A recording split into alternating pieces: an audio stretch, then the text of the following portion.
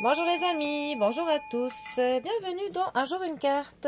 Nous sommes aujourd'hui le samedi 30 décembre. Ça y est, c'est le week-end et plus qu'un jour avant les festivités du 31. Alors, pour ce samedi, j'ai opté pour Mademoiselle Lenormand. Ma chère Mademoiselle Lenormand, qu'avez-vous à nous annoncer pour ce samedi? Voyons voir. Alors...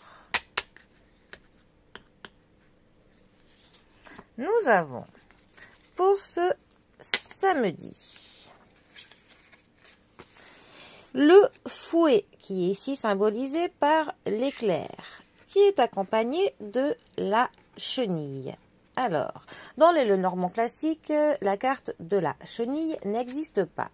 Mais dans ce Lenormand, ils se sont autorisés quelques petites fantaisies qui, je trouve, ne sont pas mal. Parce qu'en général, je n'aime pas que les jeux de cartes soient modifiés. Mais là, j'avoue que ce n'est pas mal. Alors, notre fouet. Dans le Lenormand, le fouet n'est pas une des meilleures cartes. Hein. C'est quand même une carte annonciatrice de quelques mauvais moments, on va dire. Il peut nous parler de quelques querelles, quelques disputes, quelques problèmes plutôt familiaux. Il y a de l'énergie qui se perd dans les conflits. Il y a des tensions, de l'agressivité. C'est aussi une carte qui va nous parler du fait de se venger.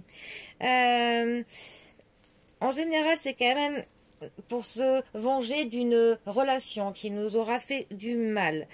Si cette carte devait parler, elle nous dirait au contraire de choisir plutôt la paix, hein, tout simplement. C'est quand même une carte qui va nous parler de certaines douleurs. Mais ça peut aussi dire nous parler de douleurs physiques. Là, on est plutôt sur des douleurs genre courbatures musculaires, mais aussi donc des peines. Ça va quand même faire une forme de culpabilité, de l'irritabilité. En tout cas, dans tous les cas, il y a des tensions dans les relations. Ensuite, notre chenille. Alors, elle va nous parler de métamorphose. Mais avant d'en être au stade de la métamorphose, ça va nous parler d'un besoin où l'on se recueille, où l'on se replie, un besoin de se recentrer sur soi-même. C'est comme le fait de faire une pause avant de pouvoir déployer ses ailes, en fait. On est à la phase avant la transformation. Ce sera une métamorphose qui pourra être fulgurante, qui pourra être vraiment positive, où on pourra vraiment exprimer son vrai soi.